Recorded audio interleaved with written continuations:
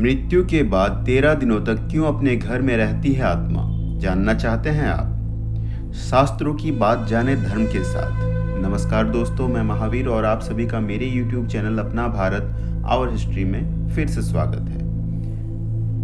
मौत के बाद का रहस्य को आज हम जानेंगे। जिस तरह जीवन एक सत्य है, ठीक प्रत्येक व्यक्ति को ये भी भली भांति पता है कि मृत्यु भी एक ऐसा ही सत्य है जिसे कोई जितना भी झुठला दे परंतु इसे बदला नहीं जा सकता। कहने का अर्थ यह है कि जिसने पृथ्वी पर जन्म लिया है उसे एक ना एक दिन अपने प्राणों की आहुति देनी ही पड़ती है। इस बारे में हम में से बहुत से लोगों ने कई बार अपने बड़े बुजुर्गों से कहते हुए सुना होगा कि मृत्यु के बाद मनुष्य के शरीर की आत्मा 13 दिनों तक अपने घर में ही रहती है। मगर ऐसा क्यों? इस बारे में क्या किसी ने सोचा है? अगर नहीं तो चलिए आज आपको इससे संबंधित जानकारी बताते हैं और जानते हैं कि आखिर क्यों मृतक शरीर की आत्मा 13 दिनों तक अपने घर में भटकती रहती है। साथ ही साथ ये भी बताएंगे कि 13 दिनों तक मृतक के नाम का पिंडदान क्यों किया जाता है। बता दें कि गरुड़ पुराण में इस बारे में विस्तार से बताया गया है।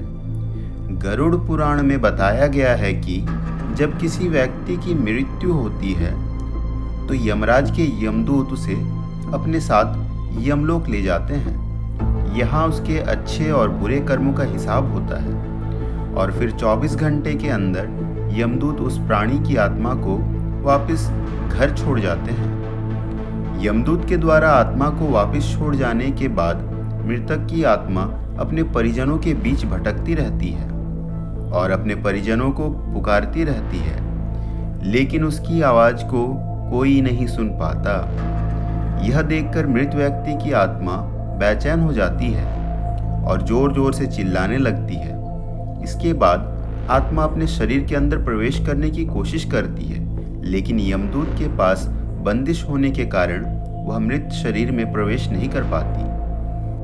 इसके अलावा गरुड़ पुराण की माने तो जब यमदूत आत्मा को उसके परिजनों के पास छोड़ जाती है तो उस समय उस आत्मा में इतना बल नहीं होता कि वो यमलोक की यात्रा तय कर पाए।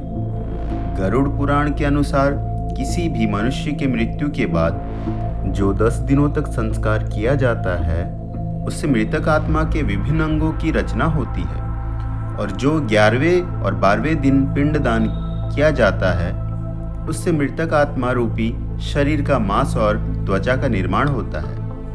और जब 13वें दिन 13वीं की जाती है तो उस दिन मृतक के नाम का पिंडदान किया जाता है। उसी से ही वो यमलोक तक की यात्रा तय करते हैं। अर्थात मृत्यु के बाद मृतक के नाम का जो पिंडदान किया जाता है उसी से ही आत्मा को मृत लोक से यमलोक तक यात्रा करने का बल मिलता है। इसीलिए ही गरुड़ पुराण में बताया गया है जब किसी मनुष्य की मृत्यु हो जाती है तो उसकी आत्मा 13 दिनों तक अपने परिजनों के पास घर में ही भटकती रहती है और उसके बाद आत्मा मृत लोक से यमलोक की ओर निकल पड़ती है, जिसे पूरा करने के लिए उसे 12 महीने यानी कि 1 साल का वक्त लगता है। इतना ही नहीं, मान्यता के अनुसार 13 दिनों तक मृतक के नाम का किया गया पिंडदान उसके 1 वर्ष के भोजन के समान होता है।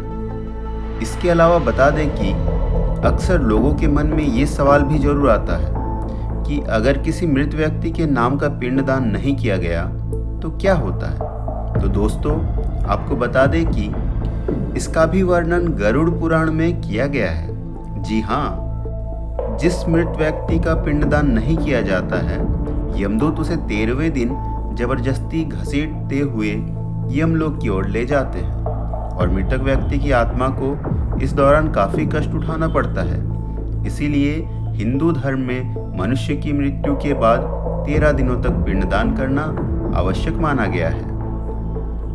इसके अलावा आपको बता दें कि 13वें दिन परिजनों के द्वारा मृतक व्यक्ति के नाम का जो भोज करवाया जाता है, अगर वह कर्ज लेकर किया जाए तो मृत व्यक्ति की आत्मा को शांति नहीं मिलती। इतना ही नहीं, गरुड़ पुराण में यह भी बताया गया है कि जो व्यक्ति जीवित रहते हुए अच्छे कर्म करता है, मृत्यु के बाद उसकी आत्मा को यात्रा के दौरान यमदूत कोई कष्ट नहीं देते, और जो व्यक्ति बुरे कर्म करते हैं उसकी आत्मा को यमदूत यात्रा के दौरान कई यातनाएं देता है और आत्मा को कई कष्ट भोगने पड़ते हैं। नमस्कार दोस्तों, तो यह थी मौत के बाद का रहस्य। ऐसे ही रहस्यों को जानने के लिए हमारे चैनल को सब्सक्राइब करें और वीडियो अच्छी लगे तो लाइक करें, कमेंट करें और बेल आइकन को प्रेस करें ताकि नई वीडियो की नोटिफिकेशन आपको जल्द से जल्द मिले।